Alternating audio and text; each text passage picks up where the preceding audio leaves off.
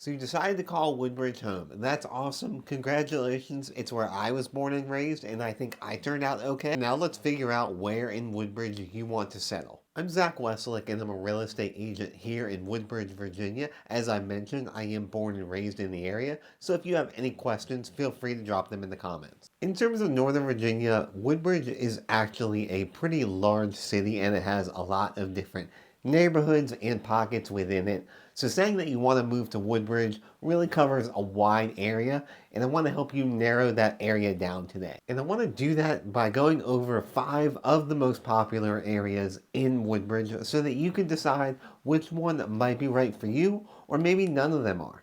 Now let's go on a little adventure through Woodbridge. The first community is by far the most popular, in my opinion. It has been for many decades. It's actually where I was raised within Woodbridge, and that is Lake Ridge. Lake Ridge falls on the more western end of Woodbridge, and as I said, it is one of the perennial favorites of the city, and it has a lot of different things to do. Those high number of amenities are really what makes it very popular. A lot of those amenities come from the fact that Lake Ridge has a master HOA that kind of serves as an umbrella. There are some smaller ones throughout Lake Ridge, but there is one overarching Lake Ridge HOA that covers a lot of things. It has, I believe last time I saw, it was about 5 community pools spread all throughout the area. There is a marina with a golf course in it.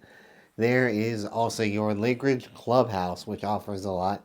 And then numerous tot lots, basketball courts, tennis courts, spread all throughout Lake Ridge. So there is plenty for you to do if you do live in the area. All of those amenities make it very popular with families and also with the outdoor enthusiasts. They can go enjoy the trails, or if you do have families with younger kids, you can send them off to the playgrounds or they can go play at the basketball courts. As I mentioned before, there are other smaller HOAs within Lake Ridge. That's because there are even smaller little communities that make up Lake Ridge all throughout. So Lake Ridge is a very large neighborhood, if you can even call it that. A lot of people consider it to be its own little city, but that's up for debate amongst the residents of Woodbridge and Lake Ridge. Some of the more popular communities include Westridge and Springwoods. If you're looking at types of housing, you have got pretty much everything. You've got your apartment style condos, your townhouse style condos, regular old townhouses, there are garage townhomes. There are starter single families, and you can even go up to the big, massive colonials within Lake Ridge. So no matter what type of housing you're looking for, Lake Ridge has got something for you. And they really run the gamut in terms of price points, just depending on what sub-community you want to live in and what type of housing. You can get a small condo in the $200,000 range, and you can go all the way up to the over $1 million price point if you're looking in an area like River Falls, where there are those massive mansion style houses. If you are looking, Woodbridge, Lake Ridge is one community I do recommend at least looking into because of all that it does have to offer. And because of its continued status as a favorite in the city, it does hold good values, and it has for as long as I've been in the business and as long as I can remember growing up. The second community that I want to talk about is Belmont Bay. This is possibly one of my favorite communities that is established, but it is still very much up and coming in Woodbridge. Belmont Bay is a rare waterfront community that we have here in Woodbridge. And the water that it borders is, you guessed it, Belmont Bay. The bay itself is an offshoot of the Potomac River. The one really cool thing about Belmont Bay that I found from clients that I have helped move back in there is that even though you're right off of a major travel route with Route 1, you still have that sense of a private community. You do have to turn off of Route 1 and go back a little bit to get into Belmont Bay, but you still have the ease of access to go if you do want to take that travel route. But when you drive back into the Belmont Bay community, you do have that very quaint sense of kind of a small town feel, even though it is just a small neighborhood in a very bustling suburban area. You get those very quaint, intimate vibes. which I think is really cool. And everybody I know that has told me that has either lived or stayed extended periods of time in Belmont Bay is that it has that very tight-knit community feel. Everybody kind of looks out for each other. They've got lots of open spaces for you to go walk along the water. They also, weather permitting obviously, do some outdoor concerts and other fun outdoor activities and festivals within the Homeowners Association. So Belmont Bay is another very active community. And they also do have some high-rise condominium buildings in Belmont Bay. And within those, they do a lot of social activities for the community members that do live in the building. So that's an additional community within the community. Everybody I know that has lived in these buildings says that they are a lot of fun and a good way to get together with the people that you live with. Belmont Bay is set to see a lot of expansion. There is a town center and a river walk set for development in the area. So they're going to be adding a lot of different things to do for people back there. Now I've heard mixed reviews from the residents in Belmont Bay. Some really love it because one thing that Belmont Bay doesn't have a lot of is actual shops and restaurants. They've got like one small little strip where there are some local places, but a lot of what they have back in there are service providers. So this new town center is set to bring in more shopping and dining options for the residents in there. With that being said, it could also bring more outside people in coming to go do their shopping and dining. So it could add a little bit of congestion back in the Belmont Bay area. I don't know what's going to happen. I wish I did. But ultimately, there is a lot of development set to happen in Belmont Bay, and I am excited to see how it turns out. For types of housing, Belmont Bay does have a little bit of everything in terms of condos, townhouses, single families. I would say most of your primary focus, if you want to be right down there on the water, is going to be townhouses or condominiums. While there are some very large colonial single-family homes that are on the water, they tend to sit further back, and there are significantly fewer single-family homes that are in the Belmont Bay community than there are the townhouses and the condominiums. Belmont Bay is a pricier area in Woodbridge, obviously being a waterfront community. And if you want anything more than a one-bedroom condominium, your minimum starting price is probably going to be around $400,000. The townhouses can go in the $500 to $600 range.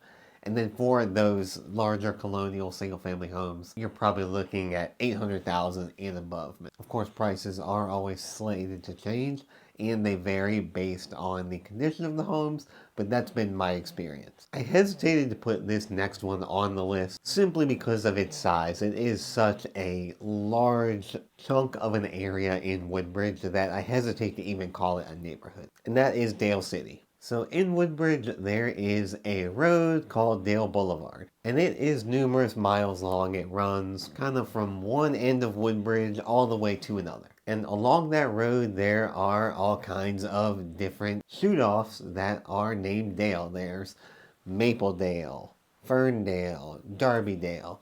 You get it, but they're all different streets with the name Dale. And that is based off of one of the developers in the early days of Woodbridge. But all of those little offshoots make up Dale City. So Dale City is one of the more popular areas, again, because it is so large that it's hard to not consider it at all when you are looking for a house in Woodbridge. All of the little pockets that go the alphabet, the entire route of Dale Boulevard, have something unique about them, so I really can't even get to the nitty-gritty of all the little pockets because they are all unique in their own way.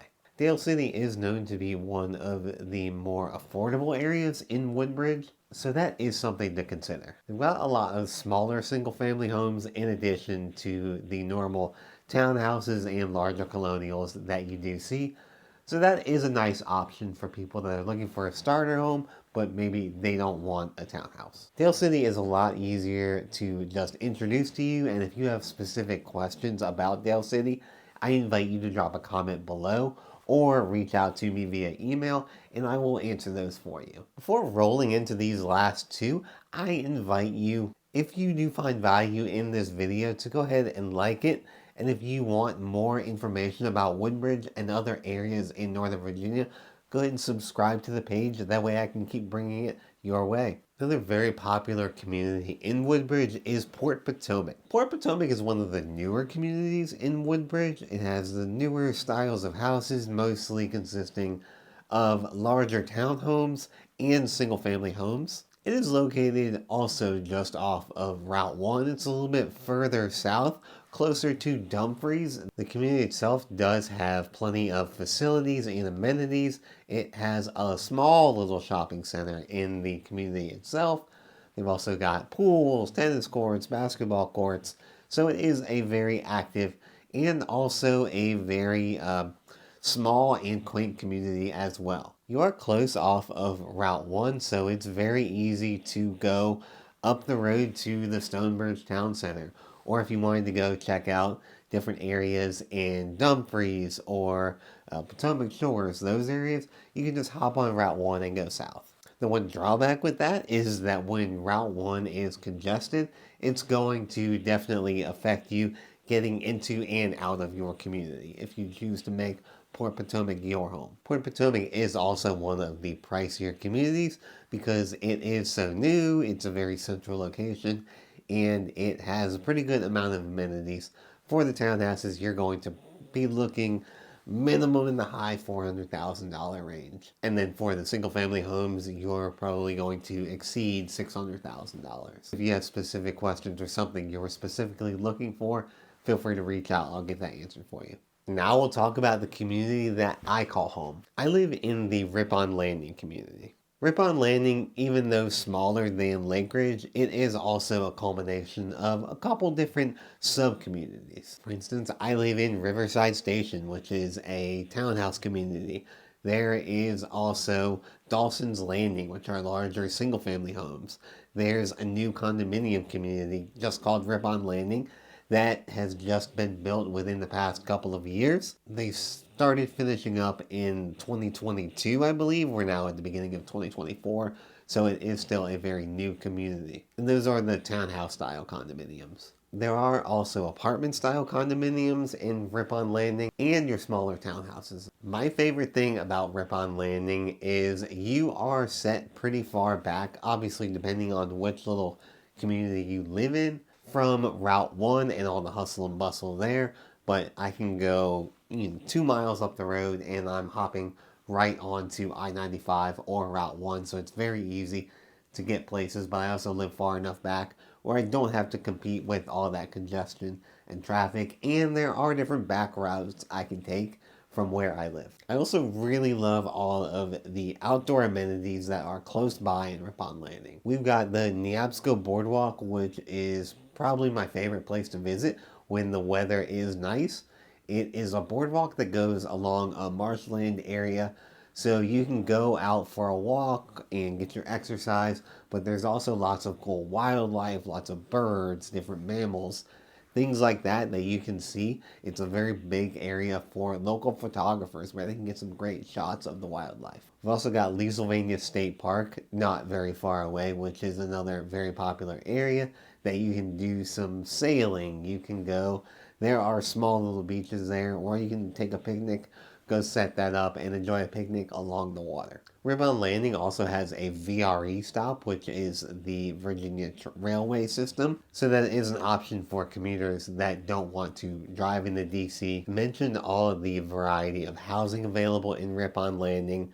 The pricing is really very fluctuating depending on which of those sub-communities you do decide to live in. You can get the smaller townhouses in the $300,000 range. You can even get some of the condominiums for low $200,000. They do have the condo fees, but it is an option for people that want to live there, or if you wanted to invest in a property. They are very popular with renters as well. The single family homes do tend to be larger, so those are going to be in the $700,000 to $800,000 range and above. Maybe I'm a little biased, but I really do love Rippon Landing. These 5 areas are just a snapshot of what is available in Woodbridge, and I hope you've gotten some valuable information. If you have any further questions or you want clarification on any of these communities or a different community, maybe a different area in Northern Virginia, feel free to drop a comment or shoot me an email and I'll get that answered for you.